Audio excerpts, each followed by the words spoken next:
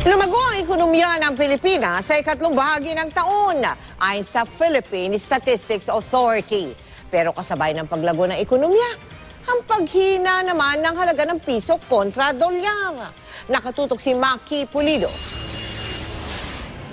Sumigla raw ang ilang industriya sa bansa, pati na sektor ng agrikultura, at mas may panggastos ang mga Pinoy kabilang ang ilan sa pinakamahirap sa lipunan na epekto ng 4Ps o Pantawid Pamilya Program.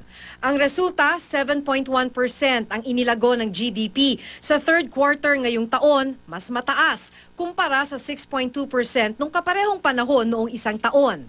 Base yan sa third quarter Philippine Economy Report ng Philippine Statistics Authority.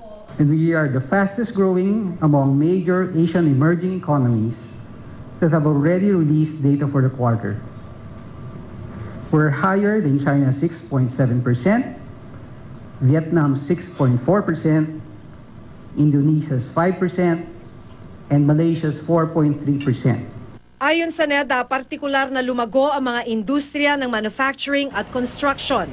Pero sa tabi lang ng hotel sa Pasay City kung saan iprinisinta ang report na nagsasabing lumago ang ating ekonomiya, isang kahig, isang tuka kung mabuhay si Marina Policarpio at kanyang pamilya. Ilang taon na silang nakatira sa kalsada at kahit ano raw ang banat ng buto para kumita, di pa rin sapat para makakain ng 3 beses sa isang araw. Inuuna namin gatas, pagkain. Minsan hindi na kami kumain kasi pag bumabagyo wala rin benta.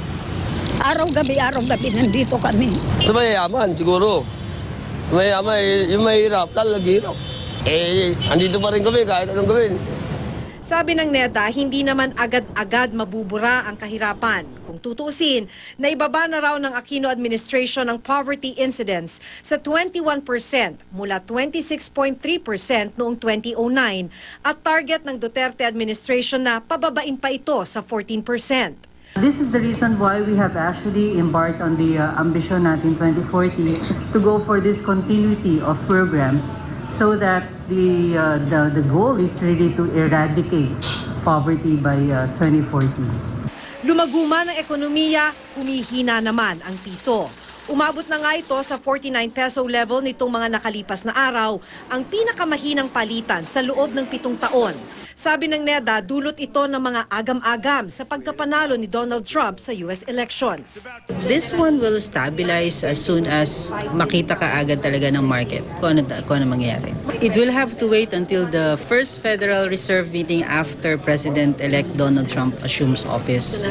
Pero hindi lahat tinitingnan na bad news ang paghina ng piso. Grasya itong itinuturing ng mga pamilya ng mga OFW dahil mas malaki ang halaga ng kanilang padalang dolyar sa kanilang mga mahal sa buhay. Bukod dyan, mapipilitan ang mga importer na humanap ng mas murang produkto. Kaya sila naingaan yung mag-import kasi mura yung imported. Diba? Kung halimbawa because of this exchange rate, magmamahal na si imported, they would rather find a local producer substitute for that. Maki Pulido, nakatutok, 24 oras.